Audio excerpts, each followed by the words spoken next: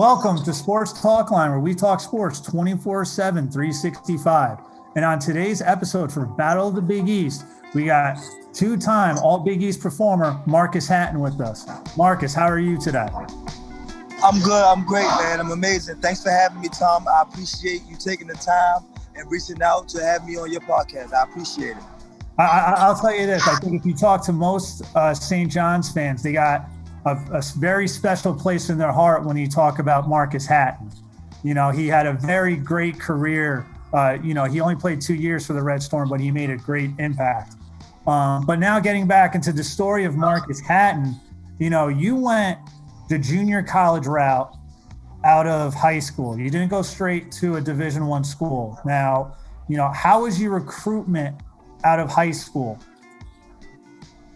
Out of high school, because I didn't play on a lot of the big circuits, the big circuit brands like Adidas and all that stuff. So I was relatively under the radar with everybody. So I always was a great player in my city, but I just never got really the exposure that was needed to, get the national attention. But I didn't let that hinder me. I kept working hard. I didn't really have the grades coming out of high school to go straight to Division I college. So It kind of worked out for me to go to a junior college. I had a great friend by the name of Renard Smith who helped me with the process. My high school coach is like the best coach I've ever had. So I honor and love everything that he showed me because he's the one who created everything that people got to see later. So when I got out of high school, I played AAU ball. I didn't get so many looks. Like people were like, oh, he's good, and then I got the opportunity to go play down at Tallahassee Community College, which at that time was one of the top-ranked junior colleges in all of the nation. So I had a chance to go play for McAlister, who was very challenging for me. It was similar to the coach that I had in high school, but his intensity level was high. So that helped me, never get comfortable, never be like, oh, I'm good, I don't have nothing to work on, everybody can come to me. So that always kept me grounded. It always kept me humble. I noticed one of the big changes a lot of athletes mention in any sport is when you go from high school to college, the intensity goes up. Yes. Now, you mentioned you went to junior college route. Now, how is your recruitment from junior college? You said, you improved your grades. You probably got noticed a little bit more. What other schools? You ended up going to St. John's ultimately, but were there any other schools that were reaching out to you and trying to recruit you and bring you on campus? See, I was fortunate because Tallahassee already had relationships with a lot of top Division I colleges. Boosie Thornton had went there. Mm-hmm. Kerry Thompson had went there. Mm-hmm. They had Paul McPherson went there with the DePaul. Mm-hmm. So with so many players that was already before me that created relationships with Tallahassee. So I was fortunate to be there at the same time that they had the number one recruit, which was at that time Antoine Jones, who was recruited by the number one team in the country, which was Cincinnati at that time, which was Bobby Huggins, and they had Kenyon Martin and all them. So I was fortunate to get the exposure from all that. Everybody wanted Antoine Jones. So by everybody wanting him there and me coming in, it was kind of like, okay, good for me, a bonus for them if they see, another player from Tallahassee. Gotcha. So after my first year, it's like it was night and day. It was like Michigan State, it was Florida State, it was UConn, it was St. John's, it was DePaul, it was Houston, it was South Florida, it was Iowa State, Larry Stacey. It was so many people who was coming. And I'm like, wow, they all want me to play. I mean, I knew I was good, but like you said, I didn't have that in high school. Mm-hmm. So it was relatively new for me in junior college and getting all these college coaches coming in. Even Indiana, Mike Davis, he was coming down there religiously. Mike Jarvis started to come down. So I was like, okay. Now, I kind of made a name for myself and everybody's interested. Now it's coming a time when I'm going into my second year. What do you want to do? Do you want to sign early or do you want to wait? Mm-hmm. So I took my visits to DePaul, to Houston, to South Florida, and to St. John's. Mm-hmm. And I knew once I went to visit St. John's that was it for me. Like I just felt it, and I was like, you know what? I want to go here, and that made my season a lot easier. So you committed early on in your JUCO sophomore season to go. I mean, I didn't commit early. Like I didn't commit before the season, but I kind of knew like during the season where I was going, so that pressure wasn't on me. Like right. you know, for respect for the guys, the other coaches that I had, I took the visits. Okay. You know, so and let them know, like, you know, I appreciate them for, you know, showing interest in me, showing me the ropes and showing me what I had next, what was upcoming. But, you know, even through that, I kind of knew that I wanted to go to St. John's because Mike Jarvis was really good at recruiting. Okay. Like, you know, he had a way with words. Gotcha. And then, you know, like Deuce and Kevin Clark, and Coach Clark, those guys were amazing in doing the whole process. Not to say that Pat Kennedy wasn't good, not to say that Larry Stacey wasn't good, not to say that those guys in Houston wasn't good, but like, you know, it just couldn't compare to New York. So it was partly, you know, so the reason why you went to New York or St. John's was you felt a strong connection with the coach and a strong connection with the city, because usually when people think of St. John's, they, you know, a lot of people are in love with the storyline of like, you play for, let's say, All Hallows or St. Raymond's, you play for Riverside Church, then you end up at St. John's. You know, you came from Baltimore. So why were you, someone who played basketball in Baltimore, so attracted to playing at St. John's in Queens and New York City? Also, too, because being at Tallahassee for 2 years and not being able to get home when I want to, that played a part too. Because I'm like, wow, I can go to St. John's. If I feel like, if I get homesick, I can either hop on a train or I can drive. I knew it was an easier route for my family to get to see me play. So I knew those little things played a bigger part in it. Gotcha. You know, let's not forget, like, Jamal Tinsley was great. He was one of the guys there that showed me in Iowa State. Marcus Fizer, those guys were great. But I didn't want to go through that again. I was already down Tallahassee. It was a slow state. I was far away from home. And when I got to New York, I was ready. Gotcha. Now, we'll go up a little bit now. When you come to St. John's, you know, St. John's was still in the Big East.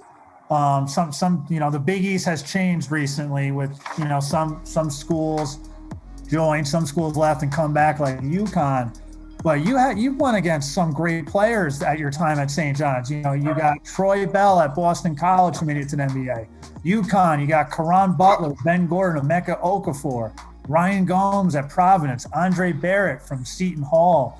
You played against Duke, which is, I think, you know, the ultimate villain in college basketball. You went up against Jay Williams, Carlos Boozer, Mike Dunleavy, Ryan Humphrey, and Matt Carroll from Notre Dame. You had a game against Ray Felton of North Carolina. You went up against J.J. Redick, who I really think during your time, if there was one person who sports fans and college basketball fans did not like, without meaning, was J.J. Redick. Right.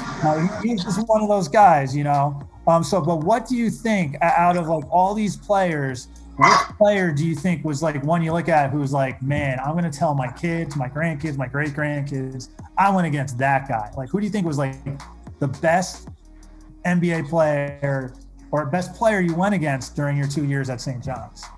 It was excuse me, Jason Williams was amazing. Okay.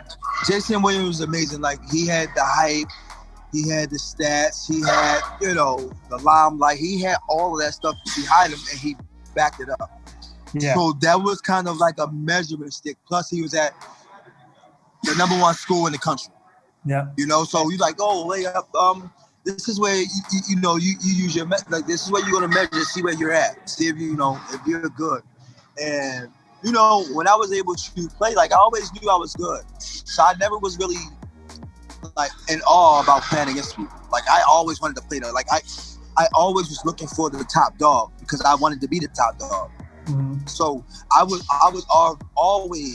always energetic and ready to play against the top teams, against the best players, because I wanted people to look at me in that way. When they see St. John, oh, we got to play against Marcus Hatten. Like, I got to guard Marcus Hatten. I wanted them to feel that fear, that nervousness when they got to step on the court against me.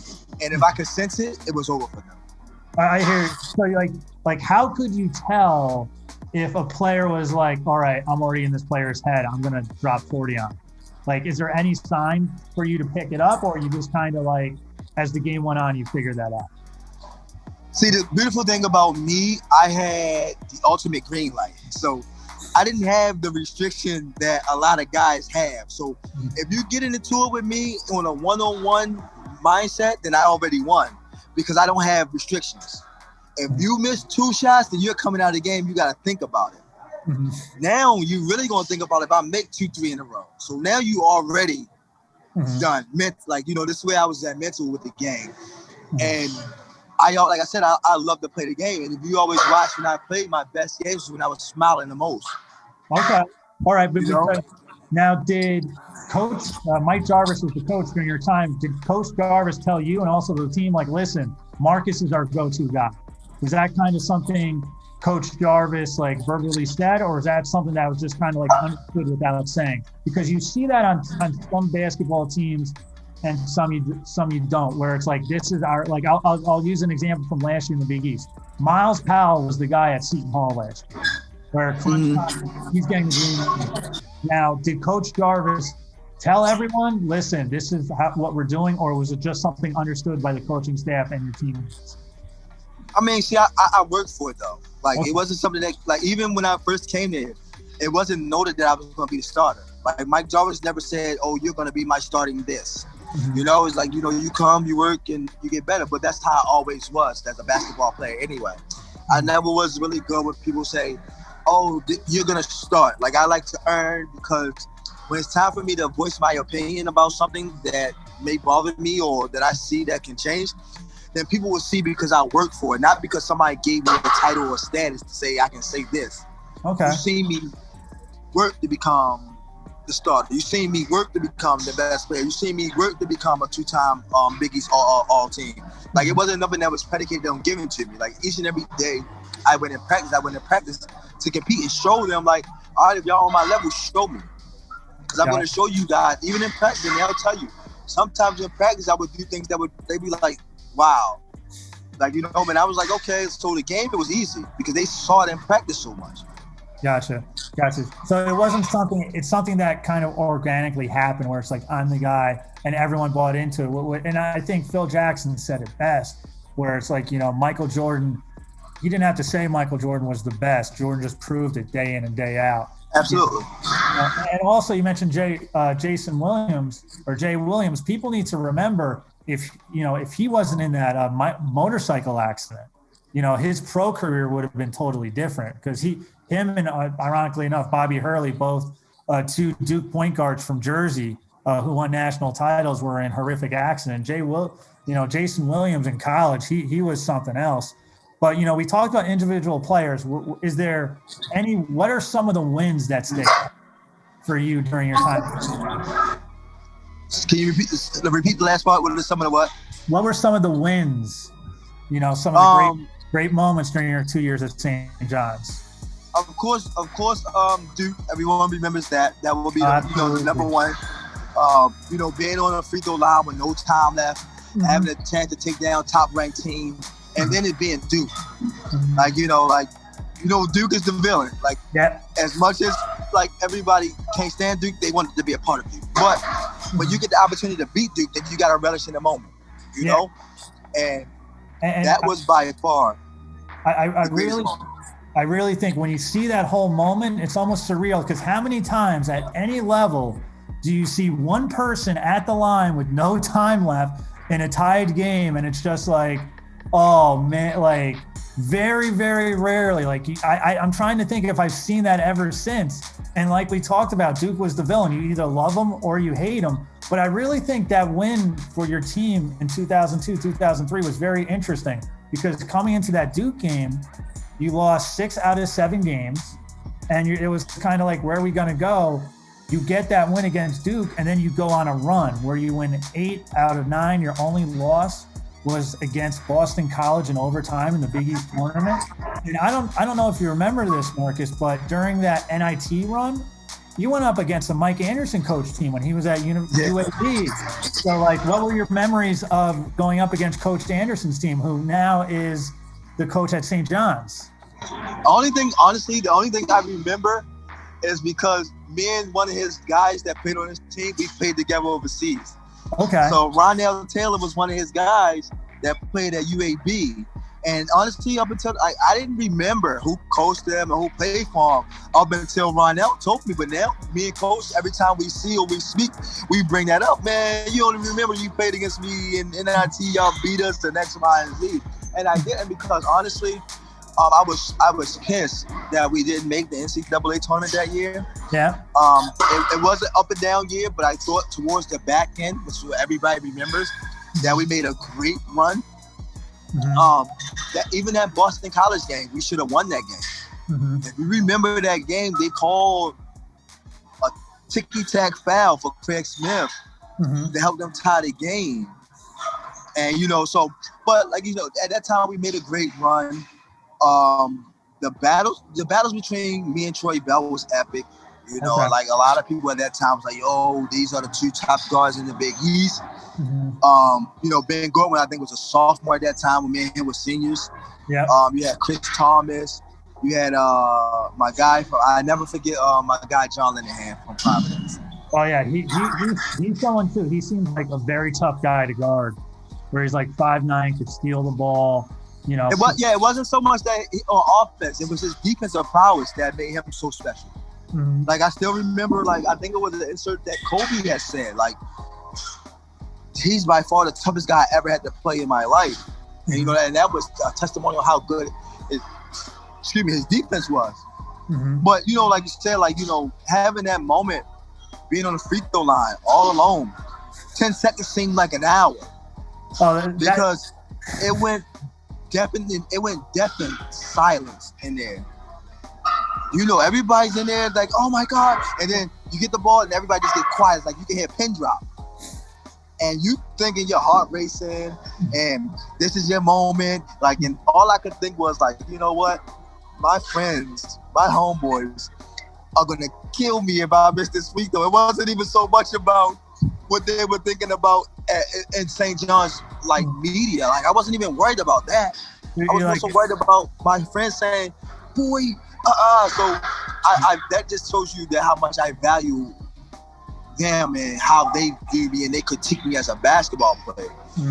New York's media, that was the last thing in my mind. I wasn't even worried about them saying, oh my God, St. John's star in the paper the next morning, missed a free throw and da-da-da. It wouldn't even have made it to that. By the time I got on the court, they would have been like, man, da-da-da. They would have gave me the blues. So, that was one of the things that was exciting about it.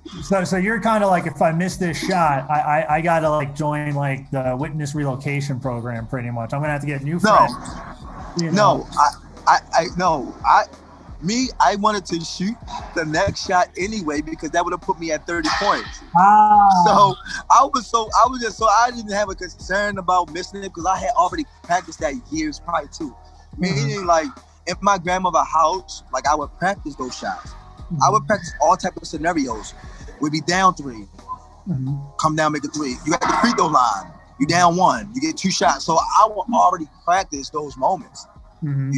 So that moment there just kind of exciting, to really have it come to life. Yeah, and that was something too. I think everyone has practiced that situation one way or another, and you lived it out. And it's when you look at it again, very rarely do you see a crowd of 18,000 people at Madison Square Garden go silent, but it was dead silent. And I think Coach Jarvis, I remember him saying later on, he didn't even look. He didn't even look. He walked away with Father Mar, and they were walking down the sideline, and it was Father Mar who told him he made it. But I also, at that time, the whole building had just erupted, so he was like, "Oh, thank you, Jesus!" Because he's like, it was amazing. He's like, this crowd's gonna tell me. It was one of those situations. Now, how was your time playing with Mike Jarvis? Because he was someone, he had a decent amount of success at St. John's. He made it to the Elite Eight. His first year there with Ron Artest, who actually told a great story about how they were up against Steve Francis in the Sweet 16 against Maryland. And apparently Steve Francis was talking trash before the game, and that lit the fire underneath the team, and they got a convincing win. But how was it coaching for someone like for playing under a coach like Mike Jarvis, who, he didn't win a lot of national accolades during his time at St. John's? Like you said before, like when we first started this podcast, like a lot of the Riverside guys and a lot of the Gaucho guys were coming to St. John's. And I think around that time, it was kind of like the breaking point, I want to say, if that's the right terminology, where a lot of those Gaucho guys and those Riverside guys were not coming to St. John's. So for my junior year, all right, let's go back. Omar was there the year before I got there. Yep. Omar Cook. Yeah. Right. Price, he was part of the Holy Trinity. And I was looking forward to playing with Omar. Mm-hmm. Mm-hmm. So Omar would have been a point guard. I would have been a shooting guard. Mm-hmm. So I was looking forward to playing that. And I tell people this all the time. If me and him would have played together that year, we probably would have at least went to the Elite Eight. And then Mike Jarvis would have got all the notoriety nationally that anybody can say, because Omar was that good. Mm-hmm. I really think you can go. So Omar, I really don't know why he decided to leave. He had a pretty good freshman year. Mm-hmm. I was looking forward to playing him. I didn't think he was gonna leave. Mm-hmm. But we never had a conversation to say, yo, I'm looking forward to playing with you, X, Y, Z. And then Omar gone. That forces me to go play the point guard. Mm-hmm. And, takes away from Willie Shaw, because Omar was a creator and helped Willie out a lot. I was more of a scorer than a passer. So that kind of like stunted Willie's growth. Yeah, right? Okay. And he was and Kyle Cuff. Mm-hmm. So they were all predicated on Omar's point guard prowess, and then they had to find a way to adapt to how I played. Now, who did we recruit? My senior year, we recruited Eric King, we recruited Tristan Smith, and we recruited Grady Reynolds, which are good players, but they didn't have that big name prowess that St. John's was so accustomed to having. Yeah.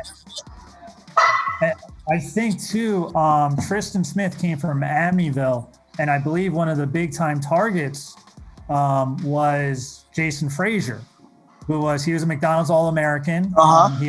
He actually dunked on me in a scrimmage in high school, which was my 18th birthday. So I earned my respect that game. But I really think too, and I think was Tim Doyle on that team too? Tim Doyle was definitely on the team. Tim Doyle. So there were some players too, and it was kind of like that little disconnect or something. Like you kind of mentioned it. I think Riverside Church wasn't what it was. If you went to Riverside Church a few years ago, they had an AAU team of Elton Brand, Lamar Odom, Ron Artest, Metta World Peace. You put those guys and Eric Barkley, because at that time, I think Eric Barkley at that time was probably more touted than all of those guys. Eric Barkley was the number one player those years, especially coming out of high school, then Elton, then Lamar, then Metta World Peace, and who else you said? You said one more name. But anyway, all those guys, that was a crazy team, because I'm not sure if Anthony Glover was on that team, but I know Sharif Fordham was on that team. I think Anthony Glover I think he was academically ineligible that year. And that would have been another player too, because he was a 6'6" bruiser inside. And I think he would have added another dimension for that team. Absolutely. And as good as Glover was, he's another one of those guys who was beneficial off of a true point guard. He's not one of those guys that you dump the ball, give it to him, and you drive, you open, you dish, he finished. You give it to him, pick and pop, he knock down a jumper. He was that type of guy. He wasn't the type of guy that you could just dump in and say, you know what, I'm going to get 15 to 18 points from Glover in that manner. Mm-hmm. Mm-hmm. But it's funny you mentioned Kyle Cuff, because now his son is a top recruit, and looks like St. John's is in there. So that's kind of something like, all right, we'll see what happens. I believe Kyle Cuff Jr. is supposed to announce the day after Christmas, December 26th. So we'll see where he goes. I believe St. John's is his last choices of school. So it'll be interesting to see what happens there. Now, like, are you kind of like getting involved in there? Like, do you still keep in touch with Kyle Cuff? Be like, hey, Yes. you know, it would be great if your son plays at the Garden. Are you like trying to like recruit like that, or is it, you know, how's your relationship with your former teammate Kyle Cuff? It's great. It's great. We still talk regularly. I even talked to Cal Cup Jr. too as well. Like, you know, we were just talking through Instagram last week, and you know, I was telling him to keep up the good work. That's a touchy situation. Like, you know, I don't try to utilize my friendships. Gotcha. To, like, you know, coerce a kid or somebody to go. It has to make sense for the parent and the kid. Like, you know, like, gotcha. I'll tell them. Mm-hmm. And now that, plus I have a great relationship with the university right now. Like, Mike Craig, I have a great relationship with. Mike Anderson, I have a great relationship with. All of the top tier people that's at St. John's, I have a great relationship with. So gotcha. I have an understanding of where they're going with trying to build the program. It's not like I'm in the wind and they say, oh, we see you talking to the Kyle Marcus, or can you see if you want to go here? No, I need to know what direction you guys are going to, because if I'm going to bring or sell a kid to your program, it has to be authentic. I have to know the direction that you guys are going, because you guys are going to be here. This is these kids' livelihood. Like, they're depending on, this is going to make their life or it's going to break them. So I'm not going to utilize doing a favor for the university if it's not has the best interest in the kid. I love St. John's and everything in me, and I think that's what we need to bring back, because as a player who played with St. John's, I didn't know what direction St. John's was going in, but I was also young and naive, so I didn't really get into it to understand. I just knew I wanted to play professional basketball. But that important piece that I missed out on, meaning if Mike Jarvis comes and say, well, Marcus, we know you want to go to the NBA, this is what you need to do, or this is who you need to talk to, or X, Y, and Z. But me having that knowledge and that information would have helped tremendously with me becoming an NBA player, or what I didn't know, having an overseas career, which I'm grateful for. So when these kids, or they come to me and say, I see you got a relationship with Kyle Cuff Jr., can you see where you let me know which direction you guys are moving the program into, because the last couple of years the program has been at the bottom of the barrel. Yeah. Now even with Shamari, like they've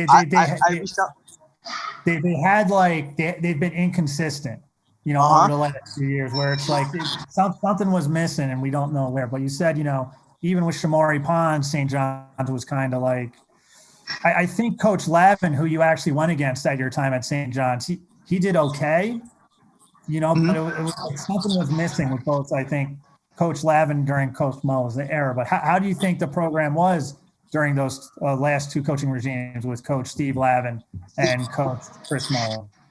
See, I didn't know much about the regime, Norm Roberts and Steve Lavin. I didn't know much. I don't even think at that time I was overseas, and I didn't come back to the university at all. I think when I came back, let me take that back, because I did come back and D'Angelo Harris was playing. Yep. So I think that was Steve Lavin's era, the last of Steve Lavin's era. Yeah. And I didn't have a relationship with him. Like, I don't think I've met him. So we didn't have a conversation to understand what was going on in the program. It wasn't until Mullen's time where I started to develop a relationship back with the university. And I thought Mullen understood more by him being a player and a coach. Gotcha. And being a player's coach. You know, I think it's just like he wasn't able to, like, the talent that he had at that time, it wasn't enough. Because you gotta think he had Federico Messini. Yep. He had Ali Berkovich. Amir Ali Begovic, yep. Yep. He had I think did he have Rashid Jordan? Rashid Jordan was left after Lavin's last year. So it was Jordan. Jordan was close, but I think Jordan made the decision. Right. That class that he had wasn't so talented for his first 2 years. And then you get the third year with Shamari, Yeah. Or the second year he gets Shamari. Yes. Shamari played 3 years. So the Yes. second year he gets Shamari, they have to fill it out because they're freshmen. All those guys are freshmen coming in. So you can't really expect him to do great things because he didn't have so much talent his first year. Then he started to get talent, but he had to put it together. Yeah. Then it's, Shamari's second year, I think he played really well. His junior year, to me, was probably his worst year. Okay. Why do you say that? See, everybody knows you can score, right? You have to put that together with winning. This is my thing. Like, everybody knows you're this great scorer. Everybody knows you're a Brooklyn kid. Everybody knows that. In St. John's, if you look at percentage and winning, they're top 5 or top 7-ish. So that's the understanding in that. When you gotta say, when you're saying him getting better, when me say him getting better. Gotcha. Yeah. So he has to be able to win and make players around him better. And I don't think he did that.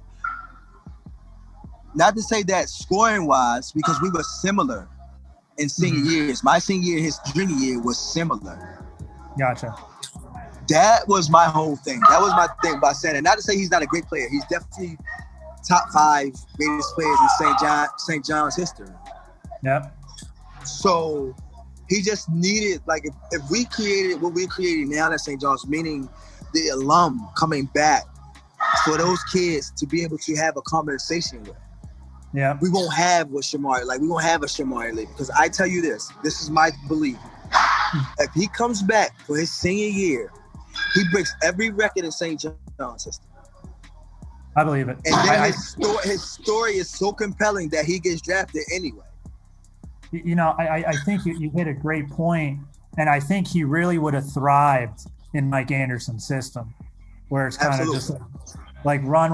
And I think, Shamari was kind of like, because a lot of college players get is, unlike your time, they can go out and they can get evaluated by NBA scouts and then take all that information. So I think Shamari got evaluated after his sophomore year, got that feedback and tried to implement it on the floor. And a lot of times you kind of see, very rarely do players shoot up. Usually if you're a second round pick when you're a sophomore, you're going to be a second round pick when you're going to be a senior. Right.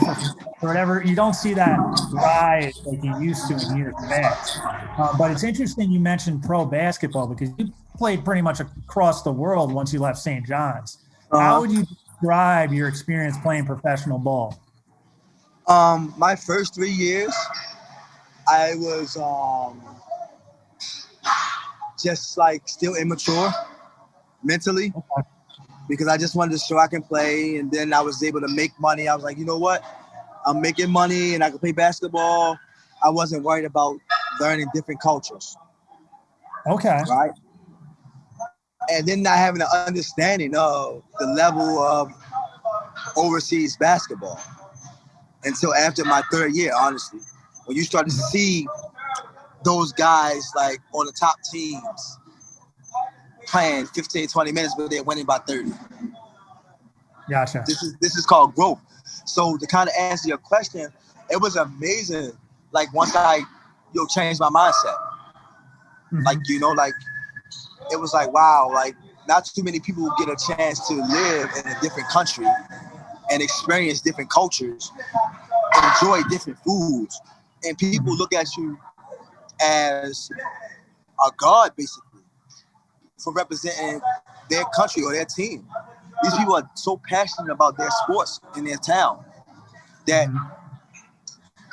you'll be remembered forever over there. So it was definitely a beautiful experience. I enjoyed this so much that, I got 15 years out of it. Yeah, that's a heck of a run. And now you brought up a good point where you said, if you play well, you're going to be loved in that city. And I do believe, you're probably well loved by the St. John's fan base. Which one do you think has more love for Marcus Hatten? The St. John's fan base or some of the places you played for in Europe? St. John's fan base, it's 20 years later, just about. And these people still bring me up in conversations as one of the most entertaining players that ever played at the school, top players that ever came through. For me to still be relevant, in the light, and sometimes in the same sentence as a Chris Mullin or Walter Bell, that's amazing. That's amazing. That's great. Like, I appreciate these guys so much, man. And like if you see my Twitter, you follow my Twitter, that I'm very heavy into whatever they got going on. Yep. Now, one of the things, the last question I want to ask, because it's very apparent, at least to me, and I believe all your followers on social media, that you love St. John's University. You have such a strong affection for the university. Now, why do you think you have such an affection for St. John's University? Because they took me in. Everybody knows that's like my second home. I'm from Baltimore, but they know New York is my second home. So even when I go there, still, like, Andre Stanley's a really good friend of mine. Like, me and him, like, we still speak on a daily basis. Like, when I go to New York, I'm probably with him. Sharif Fordham, Anthony Glover, like, all these guys I'm still in contact with. Like, like, it's a brotherhood. Kyle Cuff. These guys I'm still in contact with. And then, the fans. Like, I'm not one of those guys who, if you tweet me, I ain't gonna just like it or I'm gonna respond back. Like, it's like a mutual respect. And I really enjoy, the love that they showed me there. And you can see it, like, with everything I do. Gotcha. Now, before we finish this up, Marcus, feel free to plug anything you're doing. I believe you got a little bit of everything going on now. So feel free to plug whatever you got going on business-wise right now. Oh, yeah. So, with me, with business, I'm a personal trainer. I'm a fitness trainer. That's what that's what I'm so passionate. That is what replaced basketball for me. So the same love that I have for basketball, I have for personal training. I'm the owner of Legendary Wellness Cafe, which is a juice bar in Baltimore. And I also the owner of Become Legendary Mentoring Program. So I mentor kids from anywhere from 8 to 21. Teach them about entrepreneurship. It took me a while. I graduated, as you know, in 19 from St. John. So I went back and got my degree after I retired playing basketball. But like I said, I love personal training. I love fitness training. I'm in a gym right now. I hear that clanging bang. Yeah, I'm in the gym all day. So, like, I had a lot of great partnerships with people to help fulfill my vision, my dream, my passion. So, like, as you've been seeing, I have the juices and the gyms that I work out in. In the future, we're working to get the juices into St. John's University. There we go. These are cold pressed juices, so these are all natural. These are specifically made for different things. So if you want to lose weight, we have a fat burner juice. If you need greens, we got a green drink. If you need something that helps you with your blood circulation, we have a beet drink for that. So we have so many drinks that helps your overall body health and wellness. At one go, everything ties to each other. Gotcha. Now, hey, why stop at St. John's? Why you try to get in all the Big E schools? You got 11 schools right there. Maybe get at Madison Square Garden or something like that. Absolutely. It's just creating a relationship with the right people. Like, once you create a relationship with the right people and they see what's going on, because St. John's was the relationship that I have. So I know that in games that people don't only want to drink sodas and beer. Some people like to stay clean. So why not have the cold pressed juices in there that people can enjoy, and by coming from a former St. John's athlete? Absolutely. And I also think too, just having that, you would be a great role model to all these student athletes across all sports, where it's like, this is what I'm doing after I play the game of basketball, But Marcus, I want to take this time to thank you for coming on the show. If you haven't done so already, click that like and subscribe button and follow Sports Talk Line. And I'm Tom McAlister for Sports Talk Line, here with Marcus Hatten for Battle of the Big East. And remember to listen like you play, with intensity. Thank you so much for having me again, Tom. I appreciate it. No problem, man. You know, maybe we'll try to get you on. Maybe further down the line, we'll see what happens. But you know, I wish you the best of luck. You want to know who's an interesting person? Do you know who Tyrone Grant is? Yes. He might, because he's a former St. John's player too, and he's kind of running like a similar program to like the mentor program. I'm not sure if you're aware of that. Yes. But he might be someone too. And I'll tell you that I listened to some of Tyrone Grant's stories, and he's a great storyteller. You know. Yeah. Just the stuff, but you know, because I remember it was they had Mike Craig had the 1999 team back on like a virtual setup a few months ago. Yeah, I heard. Yeah, and it was just like it was so good, and just like them telling the stories, and like it seems like even after all these years, like Tyrone Grant was that leader, and everyone was like, if Tyrone Grant did not have that hand injury, we would have made it to the Final Four that year. Absolutely. You know. A lot of people say that. Like a lot of the players who was there, they really have high regards for him. Like he was a special guy. Yeah, he was. And the funny thing is, if you look back at it, he played for 3 coaches during his 4 years at St. John's because he was drafted, I think, by Mahoney. Mahoney got fired. Fraschilla comes in. He coached for 2 years, and then Fraschilla left, which is still something that St. John's fans are going to go about. And then Jarvis came in his senior year, but he stayed, man. And it was funny because when he talked to those players, they brought the same energy you did. Like, we want St. John's to be like relevant again. We want them to win a national title, you know, and it's like that connection and bragging rights to say the least. Absolutely. Because, you know, for so many years, like, you know, St. John hasn't really been relevant. Like, you know, like I'm talking about in the Big East, the NCAA tournament, St. John's hasn't been relevant, you know? Yeah. Let's not just say like, you know, we had a couple wins. Like it's always seemed like we always had Duke number when it's time for us to play. Yeah.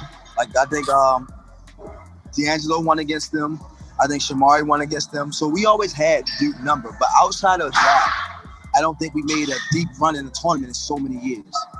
I think it was like 2000. And one of the things, it happens to a lot of Big East teams. I think it happened to Seton Hall. When Seton Hall won the Big East tournament, congratulations, you're the 5th seed. You're going out to Washington. You're playing a 12th seed named Gonzaga.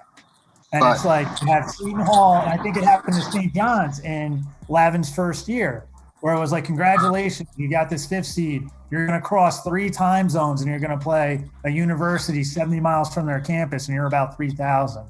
And it's things where it's like things, you got to credit Gonzaga because Gonzaga is an elite program, and they're one of the teams. If you see them on an NCAA bracket at 12, you're like, man, I do not want to play this team. Right. You know, so yeah, it's interesting to say that. But yeah, we'll see what happens though. But we'll definitely be in touch, and hopefully, maybe one of these days we see you at a game when everything gets back to normal, I guess. So, all right. Hey, thank you so much, Tom. Thanks for being on. Good luck with everything. All right, take care. All right, you too.